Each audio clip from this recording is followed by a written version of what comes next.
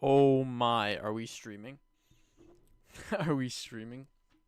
What's up? Why is the camera always the camera's always garbage, bro? I swear every time it doesn't matter what lighting I'm doing. We're just never there. Um Let me just check real quick, see if my it probably says yeah, it's working, I think. I don't know. I just want the camera to work, low key. I just hold up. Why, bro? Why, bro? Oh, my thing is still going. Oh yeah, my YouTube Premium, bro. Okay. There we go. Kind of. It's gonna go out of focus again. Why, dude? Why? What if I like? Oh, it's kind of working, but it's just gonna go out of focus again. Okay, hold on. That's fine. Whatever. We'll kind of move you to there. What if I go back? Whoa. Okay, that kind of works. What's going on? This is like I didn't want to do a video for this because I last time I did a review on Resident Evil, I just didn't feel like it didn't feel like making a video. I don't have time to make a video. I have time to get my thoughts out in like a 30-minute stream, and I think that's probably it. I kind of want to play some Resident Evil again. Resident Evil 9. That's what we're talking about today. And oh boy, oh boy. This is a good game. This is a game not to mess with for sure. Um, it's I don't know. Like, where do I start, dude? Like, genuinely, Resident Evil 9. This game just like blew my expectations out of the water. Like, genuinely, it blew my expectations out of the water. And it's one of those games where it's like they did so well, and I think a lot of it's nostalgia based, but a lot of it is new content too. They balance it out perfectly. It's not just nostalgia bait. Like, it's not like a an Avengers Endgame type thing, or sorry, not Endgame, but Doomsday type thing where they're bringing back returning characters. No, like they brought back a returning character, which is Leon, of course. Everyone knows that, but his whole storyline and everything. Sorry, my eye hurts, but his whole story and everything is just it's fantastic. I think what they managed to do in terms of just incorporating. Oh, sorry, I'm so tired. Um, fuck, I should not be doing a stream right now. But what they did in terms of incorporating the gameplay from Grace's perspective and Leon's perspective, they did it absolutely phenomenally. Um, Fuck my eyes, dude. What the heck is going on? Hopefully you can hear me. What's up? What's up? Juju. My eye hurts. My eye hurts. um, what do I talk about? Do I have a Resident Evil installed? Oh my god, my eye. Do I have Resident Evil installed? I have Resident Evil 4. I don't have 2 for some reason. Do I want to do Mercenaries as I talk about it? No, I kind of just want to go through it. But like, okay, Resident Evil 9. I wonder if I can like use like the this guy's video. I'm probably getting shit for it, but um they incorporated Grace and Leon's story so incredibly well. We got this new character where it's like I love what they did with the game too, where it's like they incorporated what 7 did so well, and that was like this survival horror aspect of the game. And then they took Leon's gameplay from Resident Evil 4 remake and just made that so much better. And I think they did such a phenomenal job balancing both the action and the survival horror, because like Leon, or Grace's gameplay is so fun. Like if I go on a video here, that's too much. That's She's fine. really loud. Okay, this is in third person, which doesn't really make a whole lot of sense to me. I don't know why. I don't know why people opted to go for third person. Like, you always got to go first person. I feel just in the whole game. I feel in RE9 you should be going like first person. See, everyone's going third person. Maybe this one's. Why do they do that? Is that like a content thing? Do people actually like speed run? Speed run? No healing. That's also third person. Why are we not getting first person? with all endings. So Funny. that's a spoiler. Okay, screw it. I guess there's no first person gameplay, is there? This is on the PS4 Pro. There we go. No, never mind. Whatever, it's fine. So when you play third person, it's more like what's it called? Resident Evil 2 remake, where it is very much like survival horror type, where it's, I was gonna say horror-esque, but I don't think that's a word. Where it is like Resident Evil 2 remake, when you play third person, it's really, really, really fun. I played it in first person because like that's the best perspective you can get off that. But just her general gameplay of like sneaking around is amazing. We'll start with Grace's gameplay. So Grace's gameplay like is just phenomenal.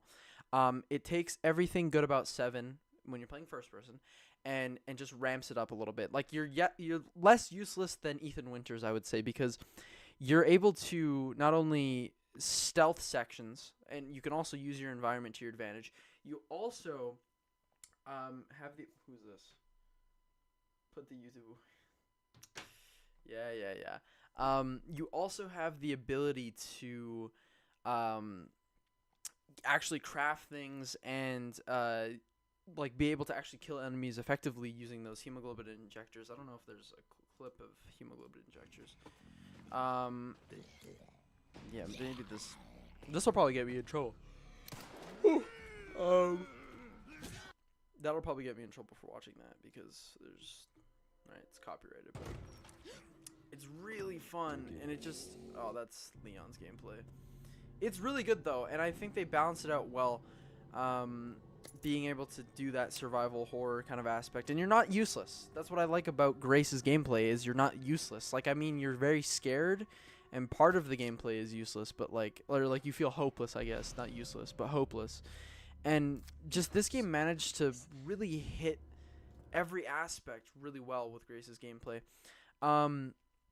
Another thing that I like about it, or at first I didn't like, but now I realized that I got to like it, is Resident Evil 9 with Grace's gameplay. Like it had this weird switch where you start off as Grace, then you go to Leon, then you go back to Grace, then you go to Leon, then you go back to Grace again, then you go to Leon, then you go back to Grace. So it's like, it's this weird thing where in the very first half of the game, you did play, like, there was a lot of switching, and I didn't like that. I thought that was stupid. I thought, like, the switching was unnecessary, because if you were going to play Leon, I wanted to play Leon, right? Like, don't let me play Leon for 10 minutes. But they did that purposely because they kind of wanted to not only establish, Leon's gameplay throughout of it and his story and his side of things as, Grace was doing her things, but they also wanted to, give enough gameplay to Grace. And I think that was good, because mainly the first half of the game is all Grace. You're exploring the mansion. And of course, you can explore the mansion with Leon too, but your main thing is going through with Grace. And I think that whole section with Grace is just brilliant, and I think that they nailed the survival horror aspect really well just in that section alone. And then what they did, I don't know, like, the second half of the game, this is spoiler warning, by the way, for people who are watching the stream or watching it after. I should have made a video. Maybe I will make a video out of the stream, but the second half of the game is Raccoon City. So you do play mostly as Leon. The second half of the game is pretty much all Leon. So where there is this kind of balance, I guess, in the first half, you do play quite a bit of Leon in the first half, but it's only like 10-minute increments. So you probably play like in total like 30 minutes of Leon in the first half, and I would say probably like 3 or 4 hours of it is Grace, which is pretty good. And then the second half of Leon, you literally play Leon for most of the second half. There's only one other switch that goes to Grace. Then you go back to Leon. And they did a good job. I mean, I think they did a good job, like, balancing it out. Like, I think everyone, when Leon was announced, they wanted this game for Leon and Grace too. I admittedly wanted the both style gameplays, but I think a lot of people really wanted Leon mostly, and they did deliver. There objectively is more Leon gameplay than there is Grace gameplay. But yeah, no, I think just the gameplay styles in general were really cool. They balanced it out well. Gun variety is pretty good. There's a whole new economical system in this game. So there is technically a merchant in the game, but it's not the merchant from Resident Evil 4.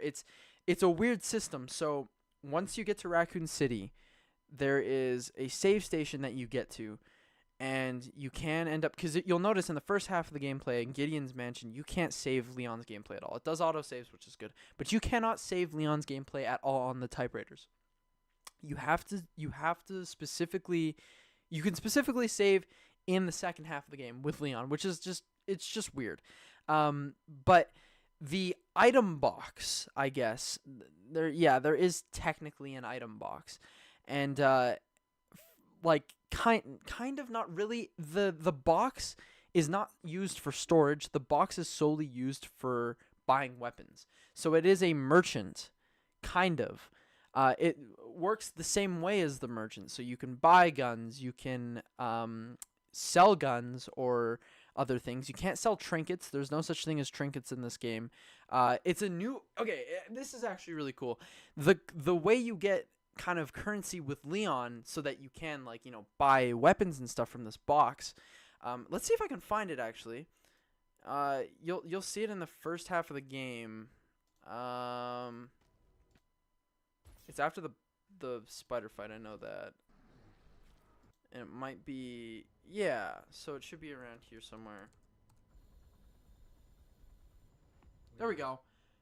Oh shit. Where is it here?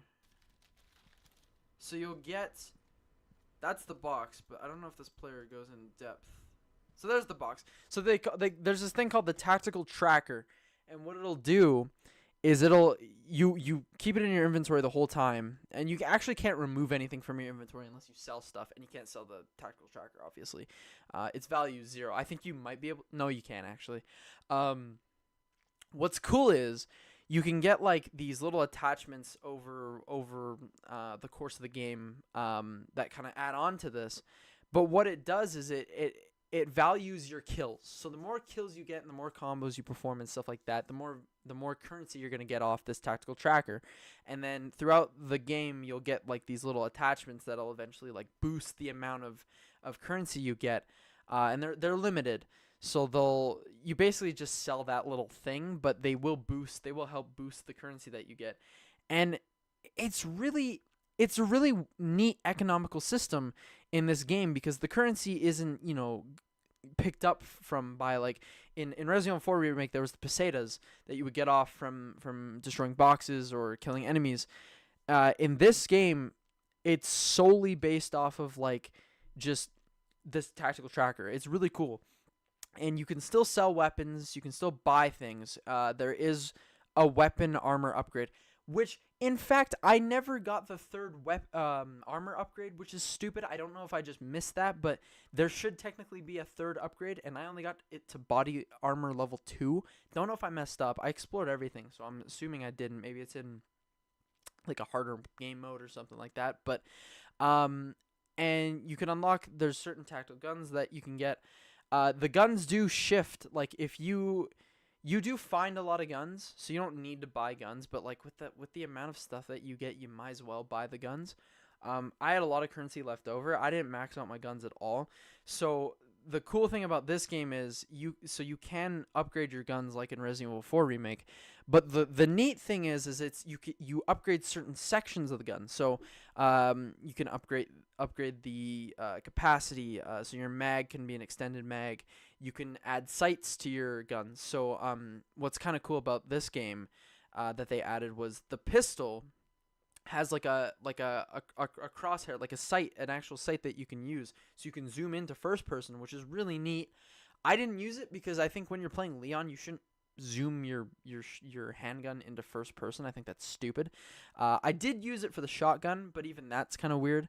And you eventually get another shotgun later from spoiler warning, in Kendo's gun shop. So in Resident Evil 2 Remake, there was the gun shop owner, Kendo, and his daughter was sick and dying, so he ends up committing suicide. And you get to actually kind of redeem yourself by you get to take his shotgun, and that's one of the free unlockable shotguns that you can get. Really cool.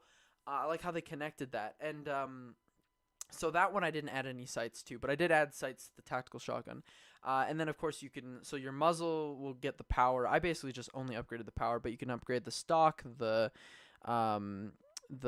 mag, and you can enhance those. So you can upgrade it once, and then you can enhance it another time to get it even further.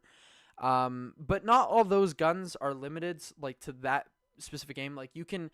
once you finish the game, you can get CP. I don't know what that stands for, but it's a currency specific to the special content shop in the main menu, and you can actually just buy more guns that will show up in the item box on your second or third playthrough.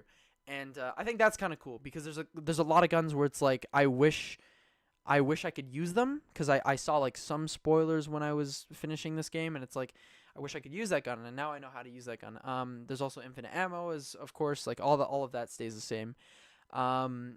And like, yeah, just the whole economical system and how this works, like the merchant and everything, very cool, very similar to Resident Evil 4 in a lot of ways. Oh shoot, I got Dr. Tickle Time. How far did you get, yo? I don't know if you're still here, but I got all the way to the end. I finished the dang game. You're gonna love that game. You're gonna love that game when you finish that. Oh, it's gonna be so good. What are my other comments? I feel like I had more comments. I don't really know. I feel like... Oh, I guess I can talk about the Switch 2. My experience was on the Switch 2, which I will pull out here. I wish I could stream gameplay of it directly from, somehow. I don't know how I would do that. There might be some way that I can eventually stream my Switch 2. There's probably some ways. I'll try and figure something out. But yeah, the Switch 2, honestly, low-key, a good way to play this game. Very valid way to play this game. It's not bad by any means. There are frame dips, but the frame dips aren't that bad. And I heard in actual handheld mode, those dips kind of go away over time. My camera's going to screw up for the rest of the video. But I did hear that the frame rate kind of balances out more in handheld mode. So... I played in dock mode the whole time. I just wanted a bigger screen. I can't play on TV. Like, TV just gets to me. I can't play on TV. But I did play on my monitor, and it was really smooth. It was really fun. It was like playing if, like, the PlayStation 4 ran it. Like, the PlayStation 4 ran Resident Evil 7 and 8. And I think they were locked at 30, and that's kind of what this felt like, except it was actually smoother, because this game was designed for 60 frames on the Switch, and they do deliver. They genuinely deliver the 60 frames. Like, there is 40 to 50 dips, right? Like, it'll dip to 40 to 50, but it never dips. There's only, like, one time where I saw it dip to, like, maybe 20, and it was, like, for, like, 5 seconds. It was not that long. Considering how massive this game is, like, I think on PC it's like a 70 gigabyte game. On this console, it is only a 27 gigabyte game. And with the visuals, the content, the open worldness, I am absolutely stunned that it runs this well on the Nintendo Switch 2. It is phenomenal. It's a great way to play it, and I don't regret that I chose to play it on this console, because, in fact, it does deliver... Oh, sorry. It does deliver very well onto the Switch 2, and I think it's not my preferred way to play it, but it was a good way to play it. And getting the bundle, because I bought, obviously, the triple pack, so it comes with 7 and 8, and I think that was well worth it to buy the pack, because now I get to play 7 and 8 natively wherever I go, and I get to play this game. I even get to play this game natively wherever I go, and I like it so much. I have this thing where I don't like the fact that the Steam Deck, I have a Steam Deck, and one of my biggest pet peeves of the Steam Deck when playing a Resident Evil game is that it always has to connect to the RE Online engine. So that's why sometimes you can't play those games, because it's like, oh, I need to connect to the RE Online engine in order to play. And even if you put the Steam Deck in offline mode, sometimes your game won't load. So, like, the best thing to do is load the game before, say, like, you're going on an airplane, right? Load the game on Wi-Fi before going on the plane. That way it connects to the RE engine servers beforehand, then go on offline mode, and it should work fine. It just needs to connect like once every once in a while every time. But anyways, I'm really excited for the future of the Switch 2, especially with the RE engine in the game, because the fact that they were able to get this game to run 60 frames, 1080p solidly on the Switch 2 means that the RE engine and just Capcom in general have pulled off like literally the impossible. And I'm hoping that means later on Resident Evil 4, and I heard there was some leak or rumor floating around that Resident Evil's 2, so 2 and 3 remake, along with the 4th remake, will also get a triple pack, just like the 7, 8, and 9 triple pack, which I don't know if I would be buying. I would buy Resident Evil 4 remake on the Switch 100%, no doubt, but I would not. I don't know if I'd buy the first and second remakes, the second and third remakes, just because I played the third remake and I'm not a huge fan of it. Like it's okay. The second remake I have on my Steam Deck and I have on my PlayStation. I don't think it's worth a third copy of the game. We'll see. Because I own a lot of Resident Evil 4s. I own a Wii version, a Nintendo version, a VR version, and a PC version, and the remake version. So there's just a lot of Resident Evil 4. Like, Resident Evil 4 is just worth it, right? So if I get it on the Switch, I feel like it's worth it. If it can run well, if it can run just as well as 9, I mean, maybe even better, since that was a 3-year, like, older game, right? So this should technically have the technology to pull it off, because if the Steam Deck can run the game pretty solidly at like a 40 to 50 FPS, I'm betting the Switch 2 could run it at 60 no problem, with some stutters here and there, but I'm hoping they would get it at a solid 60. But enough about the Switch. Let's go back to the game. I don't know what else to kind of comment, because we've kind of talked about gameplay. Story-wise, this is probably one of the most solid stories that they've had in a while. Like, Capcom has this issue where their stories suck. Like, just genuinely they suck. Resident Evil 1 was okay. Resident Evil 2's story was good because it was Leon's introduction. Resident Evil 3 story was okay. 4's was 4. I mean, like, 4, you're not there for the story. You're there solely for the gameplay. And, I mean, it's cool. I mean, he's getting back the president's daughter. I mean, that's fine. 5 story sucks. 6 story sucks. 6 stories doesn't even have a story. 7 story is aight. 8 story fucking is stupid. 9 has the best story probably out of any Resident Evil. Just kind of because it's it had a lot to work with, right? It had the previous Resident Evils to build off of. So even if the previous Resident Evils had shitty stories, like, it had a solid story to make out of those games. It was good. It was good. And I will start to spoiler. The game basically takes place with Grace Ashcroft, who ends up, so she's an FBI agent who ends up getting into this whole entanglement because her mother, Alyssa Ashcroft, was like a previous researcher and kind of had involvement with talking with the Oswald E. Spencer, who was the guy who founded Umbrella, created the T-Virus, which started this whole entire franchise.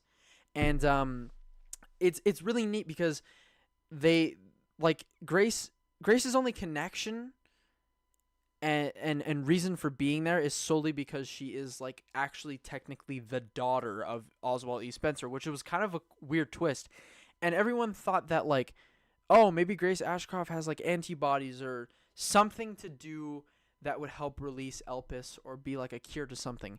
And no, she's the twist in the game is that she's just an ordinary person. She has no powers, no nothing, no antibody blood or anything. Like, she's just a normal person who happened to get the code to releasing Elpis.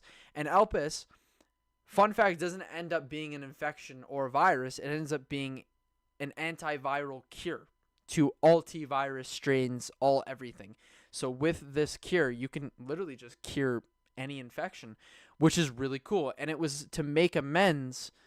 There was a term he used. It was literally just low-key a drop from the game. It was like to make, I don't know, to make requiem, I guess, from all the chaos and nightmare. It's really cool. And it's kind of a big twist in the game because you assume Elpis to be this, like, big infectious disease or like some like world or war-changing weapon, and it's not. And it's just really, really, really, really cool. There was something else I wanted to say. Oh yeah, okay. So what I liked most about this game is it literally incorporated everything that that made the other Resident Evil so special.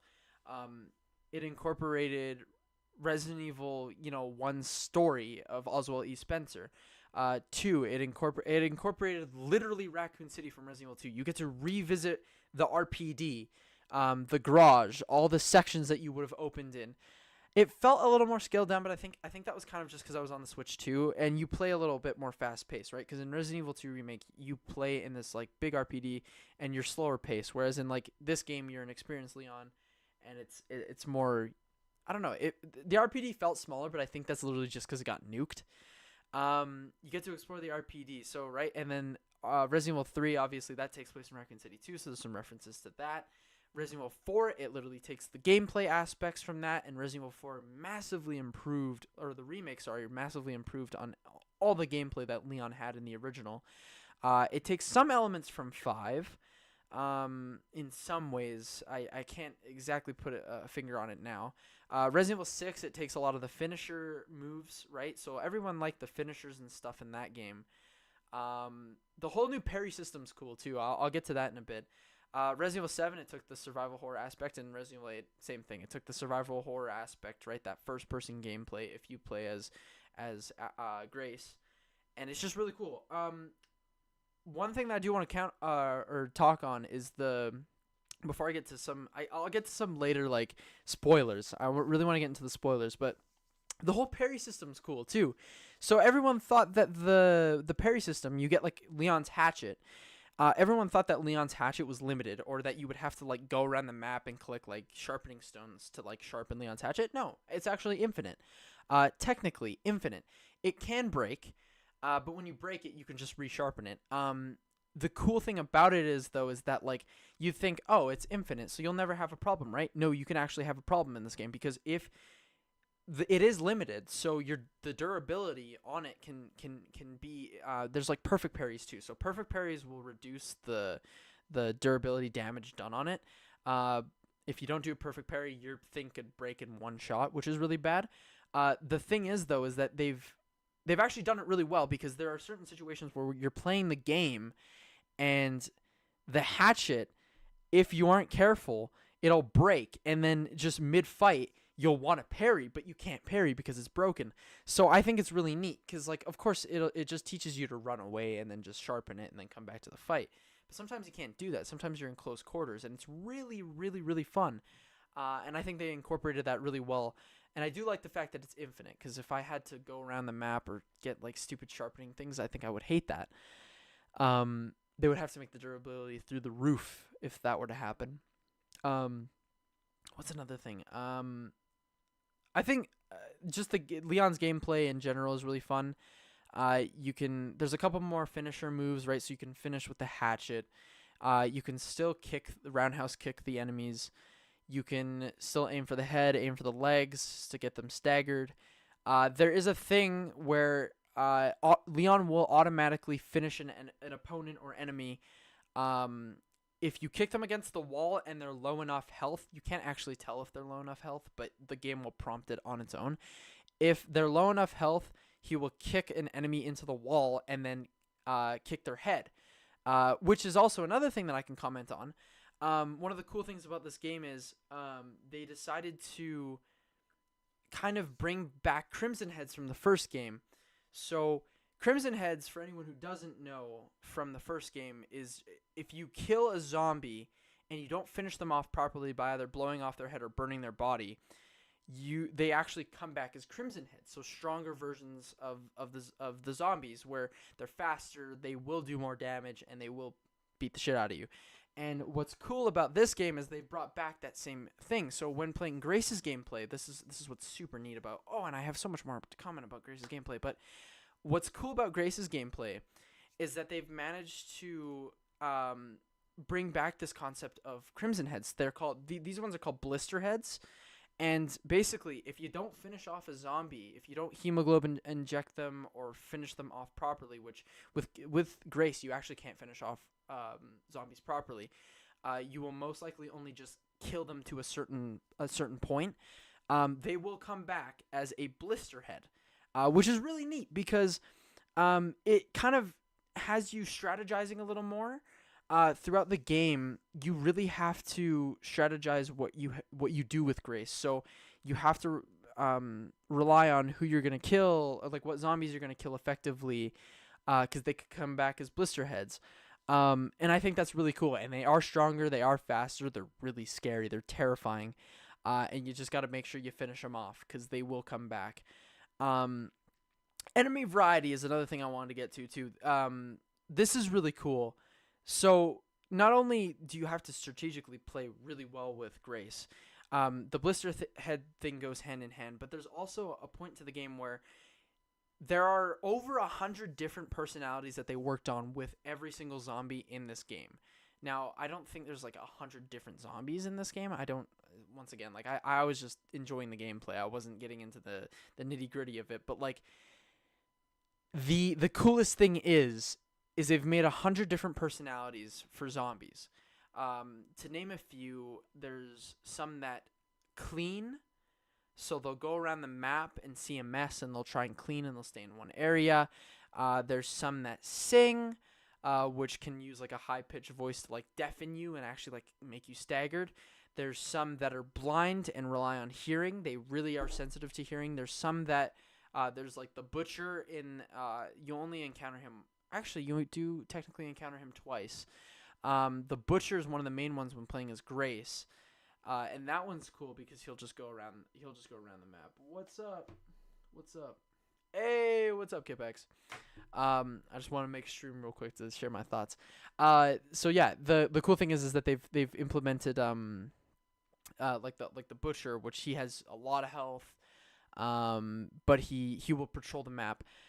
There's another zombie who there's just basic zombies too that but the cool thing about that they've done with this game is this whole infection, this whole new virus, and there is a massive shift. You will notice it between the first half and the second half, is that they've with all these personalities, it's cool because when a zombie is infected, they will maintain their personality. So that's why the cleaner will go around the map and start cleaning things, or the butcher will, start, actually like butchering things around the map, or, there's some zombies that rely on hearing. They really didn't like a lot of things that they heard in their human life, so now that they're very sensitive to it in their zombie life. And it's just really cool. The personalities really, really work. The AI works. They do more than just stalk one area. They will literally stalk you all throughout. So, there is stalker enemies in this game too. There's 2 stalker enemies. There's the big lady thing, and then there's this big fat guy. I don't know. Maybe I can find him here. You should be able to find him in Leon's gameplay. In the first bit here. Maybe not. Oh yeah, it'll be after here. So you fight this little a-hole. Where is he? Yeah, this guy. He is the stalker enemy for Grace's section, so just before this whole Leon fight. It's really cool because so he only stalks one of the wings in the map, so there's only one little section he stalks. Luckily he doesn't stalk the whole map. There is, however, the big lady character. She will stalk you in a lot more of Grace's sections later on. So not in the mansion specifically, but in other sections connected to the mansion, she will patrol. And I think that is super neat. And there's just, the AI on that is super cool too, because it's meant to actually scare the shit out of you. So there's moments where you could just be completely fine, but no, the AI will just know where you are, come out of nowhere, and will stalk you and follow you and make it super it's hard to move around the map sometimes with how they did it, and I think they did it absolutely brilliantly. And with this guy too, they did a really good job too. What are some other things? I think I've touched pretty much on the AI and stuff like that. They did a really good job once again with just the whole enemy system, enemy variety. The second half of the game is completely different. So the second half of the game actually deals with Raccoon City's previous zombies. For some reason, they didn't die in the eradication of the bombs being dropped or the nukes being dropped in Raccoon City. Those zombies didn't die. They're still very much alive. They're a lot less smart though. They're very dumb compared to the ones that I was gonna say the Elpis ones, but Elpis is something completely different. But They're a lot more dumb than the zombies in the first half of the game, which is kind of interesting. Hello, King Drigo. I thought that was kind of interesting though, because the first half of the game is more fun in terms of like how smart the zombies are, but the second half of the game is more fun in terms of the actual like gameplay with Leon. And it's not like the zombies are not fun to fight in the second half. They're just a lot. They don't have personalities. But that's not to say that there is an enemy variety. There is zombies that have armor. There's some zombies that will shoot at you. There are some zombies that, carry spears or different weapons. That's another thing too. When you play as Leon, you can actually, when you down a zombie, you can actually reuse their weapon. A couple of them are just swinging or throwing something to stagger an enemy. The chainsaw enemies, you can actually physically use the chainsaw, which is kind of cool. It's a neat reference to Resident Evil 4, where he's always facing chainsaw people. Now he finally gets to use the chainsaw, which is just, I think it's cool. And yeah, I think that's pretty much it for gameplay. Like, honestly, story gameplay I've touched over now. Sound design's really good. I do think this game, it is my game of the year. I think it's very good. It is, okay, let's talk about length. I think the length is too short. I do think the length is too short. Now, I did almost all the exploration that you could do in this game. I do think it's too short, which is kind of unfortunate to say because it's a 9-hour gameplay on average. So this person did it in 9:30. I think I also did it in 9 hours and 30 minutes. And it sucks because the game is very flushed out. It's very good. And it feels when you play it long enough. But then when you realize it's only 9 hours, then you're like, well, that was short. Like, they could have cramped in a lot more content. And I feel as though they could have. They could have added more content to the game. But I think they did a good job regardless. I think the story's good. I think the gameplay's good. I think the sound design's good. It won't win Game of the Year. GTA 6 is obviously winning whenever the frick that comes out. But I think if GTA 6 wasn't coming out this year, this would have a very good chance in winning. And they did a good job. It absolutely blew the Steam charts out of the water so far. It's like over, I think they hit 300,000 on today alone. 300,000 on Steam concurrent players right now, I think. And then they got some record sales. Like they did a lot. They were pushing the numbers there. Okay, let's move to the spoilers. I really want to get into the spoilers of this game. So I kind of already talked about kind of Elpis being a twist in the game. So Elpis isn't actually a weapon. It's just a cure. I'm trying to think of what happens in the first section of the game. So Grace and Leon's sections in the first part of the game don't reveal much. So you know that Victor Gideon is a previous Umbrella researcher who worked with Oswald E. Spencer.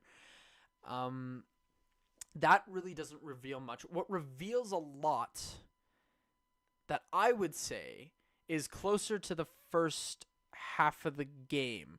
So in the first half of the game, you get introduced to this character called Zeno. Oh, hello. Sorry, let me check my weight, to be honest, because the price is not. Yeah, it is. It is for sure. Dude, I'm about to spoil the game. You might want to leave. I can't lie. But if you want to stay, go ahead. It's cool. So you get introduced to this character called Zeno in the end of the first half of the game. So like Leon and Grace kind of end up splitting up because there's this part in the game, and I thought it was the choice part of the game. That's another spoiler, by the way. There is a choice in the game. There is a part in the game where like it feels like a choice. So there's this girl named Emily that Grace is trying to protect in the game, and eventually she gets to the point where like this Emily character is infected with whatever virus. She's like a person who's like had research done on her. And she turns into this weird thing, and Leon comes out of nowhere, and he tries to help, like, Grace, and he starts shooting, and Grace doesn't like that. And I thought there was a choice where, like, you could either shoot or choose not to shoot. No, I think you fully need to shoot. I think that, like, you aren't given the choice there. You fully need to shoot during the game. And it's really neat, because as soon as that happens, then Leon and Grace, they kind of split up, because Grace kind of is pissed off at Leon. Grace gets found by Victor Gideon, and then you're introduced to this character named Zeno, and Zeno is Wesker. Like Zeno is 100% Wesker, and I'm surprised that they didn't make this connection between Wesker and him, because they share pretty much I think it's the same voice actor. It might not be the same voice actor, but they share the same face, the same powers. Ooh, Yeah. Oh, I'm not remembering any of this shit. Yeah, honestly, yeah, dude, like it's funny, but Zeno is very much Wesker in that he looks the same, has the same powers, but Zeno, it. I'm searching this up. I can't spell, bro. Is Zeno Wesker in Resident Evil 9? Yes, a character named Zeno who is connections to Albert, a potential clone of Albert Wesker. So yeah, I mean, like, look, they look the exact fucking same. The thing is though, is this isn't like the remake version of Wesker. So this is Zeno. Hold on. What's a good look of Zeno? This is Zeno. And then if we do Albert Wesker. Can't spell, bro. Resident Evil. I can't spell for remake. I mean, yeah, like, come on. You can't tell me, like, if the okay, that's not the best picture, but like, if this is Wesker, like, it's the same guy. So I think it's technically supposed to be Wesker, just a clone of Wesker, and clones of Weskers. I don't know if that's canonical or not, because there was a series that explained that Wesker does have clones. I think it is canonical to Resident Evil that Wesker does indeed have clones of himself. Now the main one is dead. The main one died in Resident Evil 5, or as far as we know. Now, when Zeno made his return, or like when I first saw Zeno, I didn't know what his name was. Like, I thought Zeno was just something else, or just code for something. When I first saw Zeno, I was like, that's fucking Wesker. It is Wesker. Objectively, it is Wesker because he has the same powers and everything, and he's infected by this T virus strain, but he's like very much like evolved from it. It's not like they don't call him Wesker, but he is very much Wesker. Here's the thing that like kind of pissed me off about Zeno, sorry. He just low-key dies in the end. Like, it doesn't matter what ending, so spoiler alert, there is an ending choice as well. Let's just get to that. Fuck that. Okay, we're going right to the end. Okay, there is something else I would like to spoil first, but Wesker, or not Wesker, Zeno. In the end of the game, you get to choose, because Grace is the key to opening Elpis. She's not. There's no key. There's no thing. She literally just gets it because she sees, like, you'll get it later if you actually play the game, but she sees like clips of her past and what Oswald E. Spencer kind of calls her, and that's when you find out that Grace actually isn't an experiment, but actually is very much a real human being with no powers, no experiments done on her, and just an adopted kind of daughter of Oswald E. Spencer, who obviously Alyssa gets to take care of. But the cool thing is that she just pieces together how to get Elpis. So in the end, you end up going with Leon, and you meet back with Zeno in this Umbrella kind of facility, and you get the choice as Grace to either destroy Elpis or release Elpis. So it's so stupid because I almost picked the wrong thing, and I specifically searched up what endings were what so I didn't get the bad one, because I didn't want to get the bad one. So spoiler alert, major spoilers to like the 4 people watching right now. Resident Evil 9, 2 choices, and I guessed this from like the beginning, but one leads to Leon's death, and one is like, I guess technically the canonical ending, the ending that is good. They're very much, and it's good too, because the 2 choices, like, it's not like kind of like how would I say this, Dispatch, where if you choose like any of the options, there's not objectively a bad, like, it all leads to the same ending pretty much. But and I mean, there is objectively like a one right choice in Dispatch, but with this one, there actually technically is like a very, very good choice and just a completely horrible choice.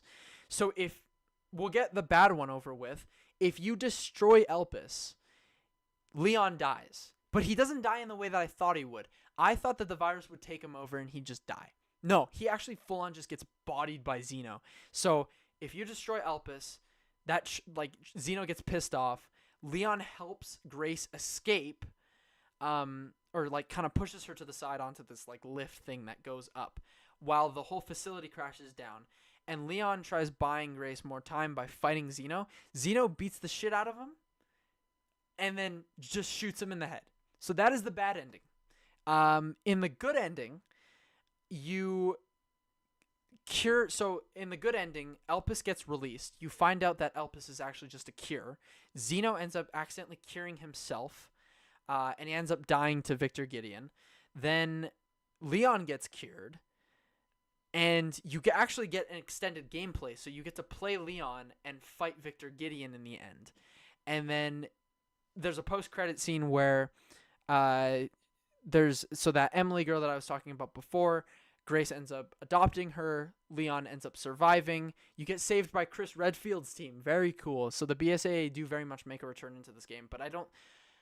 Chris isn't under the BSAA at that point, but he makes a call in that saves Leon and Grace, and you actually don't get to see him, which is kind of unfortunate, but he gets mentioned. Sherry gets. So Sherry Birkin, the other character in this game who was originally in Resident Evil 2, I didn't expand on that, but she also is a returning character.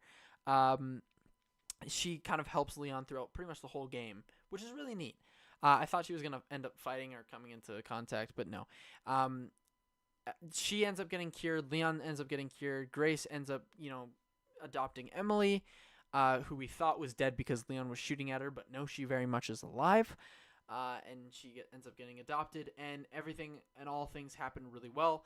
And that's the end. So there is very much a very good ending and a very bad ending. Either Leon dies and there's no redemption. So like the whole premise of this game is Leon making amends for what happened in Resident Evil 2 Remake. So he basically just wants everything that Umbrella had done in the Resident Evil 2 remake just to end, because he felt like he failed. And this is like a thing that he's carried a weight on his shoulders for forever. He's had this feeling where everything that happened in Resident Evil 2 was his fault. He couldn't save anyone. Like, he literally didn't save anyone. He couldn't put a stop to anything. He felt useless.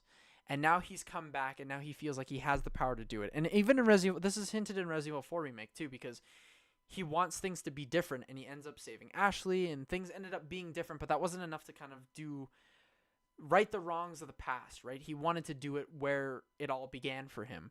And that's why it's so cool, because he makes this return.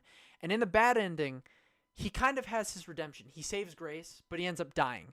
So he saves Grace, and one of his final lines is, I don't know what ending this guy got. Oh, he got the good ending. The bad ending. Let's just see the bad ending. Full game. Bad ending. I can't spell. But in the bad ending, he hints that like he says to Grace, "At least I could save you." Grace gets a bad ending because not only does she see Leon die and doesn't get to save Emily, but she ultimately also she carries on what Leon had carried for so long. She got to do nothing. She got to save no one. She couldn't save Emily. She couldn't save Leon, and she couldn't put a stop. I guess technically they put a stop to Umbrella, but there's no like definitive good like ending to it, right? And it sucks. It really does suck. So I assume, yeah. What does the creator desire?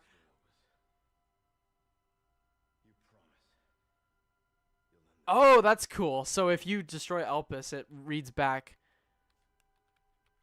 Leon's kind of words to her, but if you choose to release Elpis, it reads back her mother's words to her, which is very cool. So that happens. Okay, so here it is. So he tries like getting pissed off. That's when Leon kind of forces Xeno, gets Grace the hell out of there. And then this is where he does this whole fight. He's absolutely getting freaking bodied out here. He gets punched in the stomach really, really, really, really freaking hard. Or no, I think actually, does he use the hatchet against him? No, he just gets punched really freaking hard.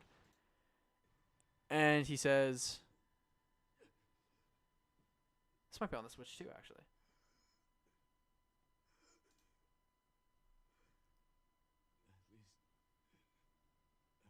you. At least I can save you. And it's like actually heartbreaking because like at the end she goes, and I don't like, this is definite, like the ending is just so stupid because it's very much shorter than the actual good ending. And then she says, Leon, I wish I could have saved you, Leon. So yeah, non-canonical because I guess technically Leon should survive. I think it is suiting, both endings are kind of suiting because Leon's been at this for a while. He's 51, man. I feel like him dying would just be just insane. That's not what people want, obviously, but you have to choose wisely, and I think that's like one thing that people have to like really think about is like releasing Elpis feels like, and this is always how these things happen. The stupider choices always almost result in the good ending, whereas the obvious choice, the choice that you want to do, actually almost always ends up resulting in the bad ending. And that's the case where like you have to think logically, because if you think logically about what Oswald E. Spencer says to you in like the final moments as you're playing Grace, and just the thing about her being hope and everything, she has to trust in the last things that Oswald E. Spencer did in his final moments. In Oswald E. Spencer's final moments, he created an antiviral that would change the world for the better, and he tried settling down with a life where he adopted Grace to kind of make amends for what he had done in Raccoon City. And then his ass eventually just gets bodied in Resident Evil 5 by Wesker. But it's really neat, and I think the choice definitely kind of like sucks for some people. And I think a lot of people, when they play this game, like me, are going to choose the destroy. Like of course, I had to search it up because there's no way I wanted the bad ending. But like, I would have destroyed Elpis. I think I would have. I wouldn't have released it. But I don't know. I think if I would have given it a little more thought and didn't search it up, maybe I would have released it. But I was definitely leaning towards destroy because that's what Leon wanted. And don't listen to Leon. He's stupid, I guess. But yeah. Oh, sorry. That's kind of what I wanted to talk about. So the good ending, bad ending, that kind of just all leads to that. There's only one other thing that I'd like to spoil, and that's like the whole RPD section. So not only does it play like the theme, like when you're back there, you are back there. It feels insane. Like it just absolutely nuts. But the coolest thing about just Resident Evil, or sorry, what am I saying? The coolest thing about like being back in the RPD is the return of Mr. X. Yeah. They decided to return Mr. X into the game. They also actually, the regenerators aren't in the game. There's like a form of them that kind of seem like regenerators. They brought back lickers in this game. So the licker enemies made a return. So obviously you can't make noise with those enemies. They can't see, but they can hear really well. Those enemies made a return. But fuck, Mr. X from Resident Evil 2 makes a return in Resident Evil 9, and I will find like a little thing here. Yeah, he makes a return. He's slightly different. So this is Mr. X. That's not the best picture. A lot of these pictures are blurry, but that's Mr. X from Resident Evil. What's it called? 2, and he makes a return in 9. It's kind of crazy. It's kind of nuts. I don't like the return of him to the game is very cool. And he is built the same way. So there's like a part in the game where like it's very obviously the boss fight, and Leon shoots like this like rocket thing that Mr. X is holding, and then it mutates into like this form, kind of similar to this form. And it's a really cool boss fight, and just for Leon to revisit and finally finish off as like an experienced agent, like to finish off Mr. X, it's so satisfying. It's such a satisfying like kind of ending for him. And yeah, that was a super fun boss fight. And just in general, like Leon's gameplay is all pretty much just boss fights. He has majority of the boss fights. I believe Grace doesn't actually have a single boss fight in the game, which is kind of weird. No, she does have one, but it's not very much of a fight. It's more of like a release the hatches to kind of like burn the shit out of the character kind of thing. But yeah, no, it's really cool. I think that was the most shocking thing to me, is that Mr. X came back for this game. And once again, I'm telling you, they took everything good about, like every single good aspect of the previous games and just enhanced it insanely and put it into this game. They did a great job. And overall, I would give this game I think I do agree with IGN's rating. I think 9 out of 10 is kind of justifiable for this game. Some people are calling it the best Resident Evil. I wouldn't say that. I would say it is better than the second remake. Because the second remake used to be my second favorite Resident Evil of all time. Obviously, 4 is up there. 4 remake is, without a doubt, the best Resident Evil ever. But Resident Evil 2 remake was there, and then this just took the cake easily. Because this game is so good on both just the action and the horror and everything. And there's probably more I can talk about with this game, but I'll have to, like, kind of go back into it and just do my own thing. But I'm hoping eventually that they will release DLC for this game. It needs DLC. Whether that be the Mercenaries. I'm hoping, please bring the Mercenaries to Resident Evil 9. We loved it. We loved it in RE4 Remake. We need it in this game.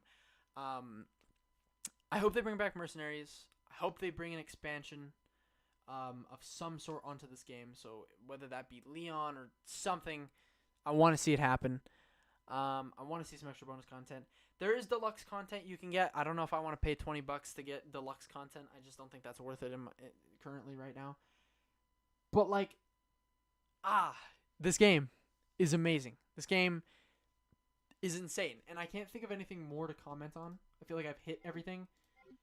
And I feel like we've gotten this video pretty far. I think this is like what are we at? Yeah, we're at like almost an hour stream. That was an hour yap session. Excuse me. Oh, I'm like hiccuping now. But yeah, Resident Evil 9. Resident Evil 9 did absolutely phenomenal. They did a great job. And I just think if you are going to play this game, play the game. Play the game. Play it right now. Play it on the Switch. Play it on any console you'd like. It is literally on every single console except the last-gen console. So not on PlayStation 4, not on Xbox One. But it is on all the current new-gen consoles. It's on PC. It's on everything. And I think it's worth it. I think it's 100% worth it. And I love the game. And I will be replaying it, I think, right now, in fact. I'll probably want to get into the 7 and 8s on my Switch, too, just because I have the gold editions for those now. But yeah. Anyways, hope you enjoyed the stream.